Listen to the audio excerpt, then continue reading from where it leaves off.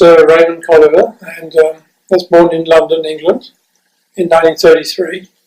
So this coming April, 2015, possibly 82. As far as sports go, when I started in New Zealand, I think it was about 1957, I started road cycling. So in those days, gravel, they used to call them metal, but it's gravel, and we all raced on tubular tyres. So I did very well, won a few cups and won a few races, and they've had handicap races there. So if you were a bit slower, they'd start you on earlier, and then the sprint guys would try and catch you. So that made you ride a bit quicker. So I did that until I went to Antarctica. And well, actually, I had a business for 10 years, from 1960 to 1970. I bought a pastry shop in New Zealand. So I had no time for exercise. I didn't do any sport except skiing for those 10 years. So it wasn't until 1970 I got back to cycling. As a chef in Saskatoon, and I started cycling again. Then I became a commissaire, so I was working on the track. So the Western Canada Games and all that, worked on that.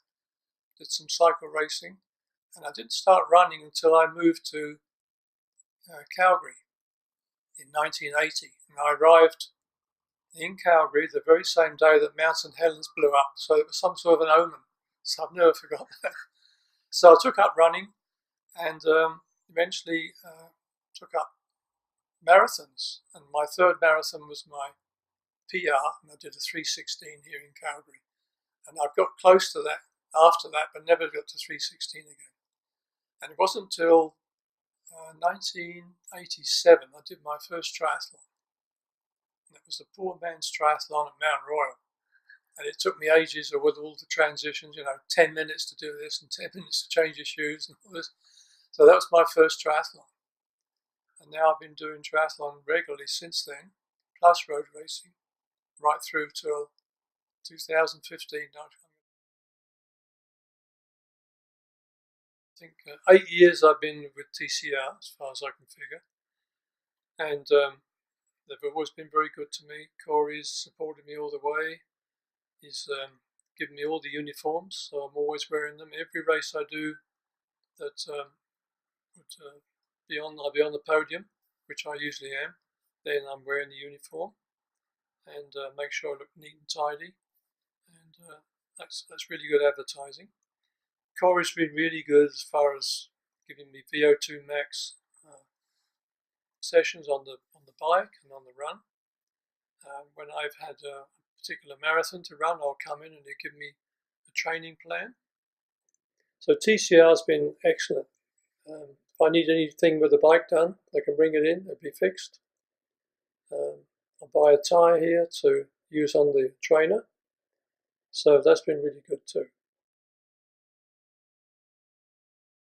Yeah, you've got to plan if you're getting, say, 60 years old or 50 years old, it's no good thinking, well, I'm going to do this for a few more years and then give up, because I think you should keep going.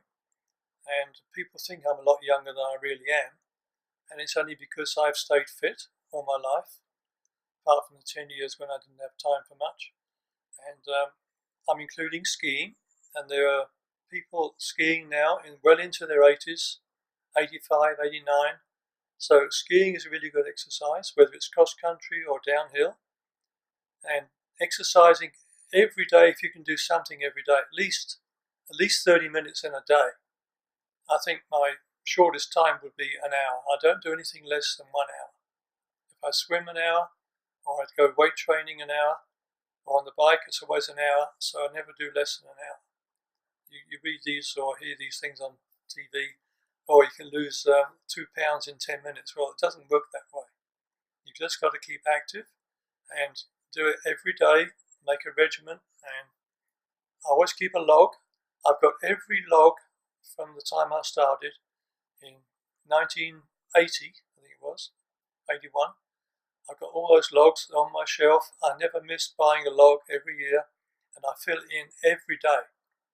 If it's a day off, I write in day off. What was I doing on that day? Okay, I was gardening, or I was painting, but I was always doing something. I don't just sit around.